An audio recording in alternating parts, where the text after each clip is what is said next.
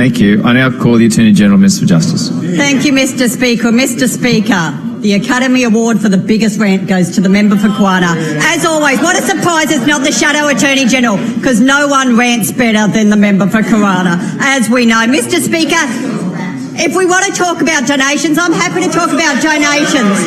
Mr Speaker, the facts are that the exposure of this donation from the AWU to the Labor Party for the Petrie campaign is so secret that's been on the public record on the AEC website for almost 10 years. 10 years! Surprise! Surprise! Order. Order.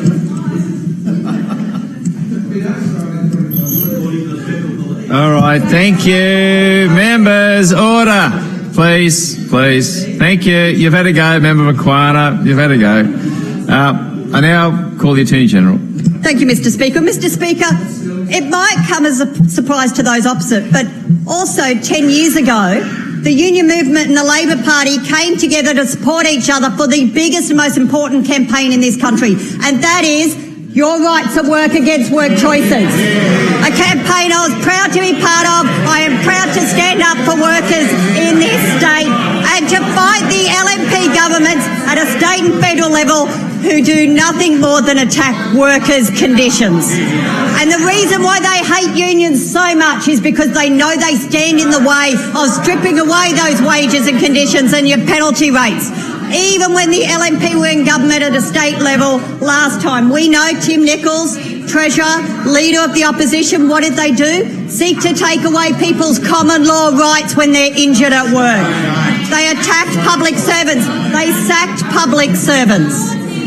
We saw the member for Qd A come in late at night having to reverse his laws around unions and ballots because they were about to be overturned by a high court because they weren't constitutional. Sneaking in here at night, having to reverse his own faulty, dodgy laws where he was trying to attack unions. Mr Speaker, if we want to talk about political donations, it's been 902 days. 902 days since the Palaszczuk government changed the political donation thresholds that required those on the other side to disclose their donations. $100,000 of disclosure, 902 days. And what have they done? They'd rather spend as much money as they possibly can on lawyers in the courts to make sure they hide those donations.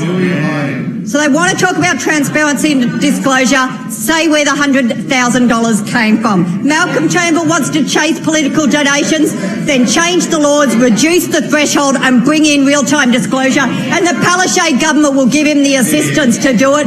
We'll tell him how to set it up because we did it.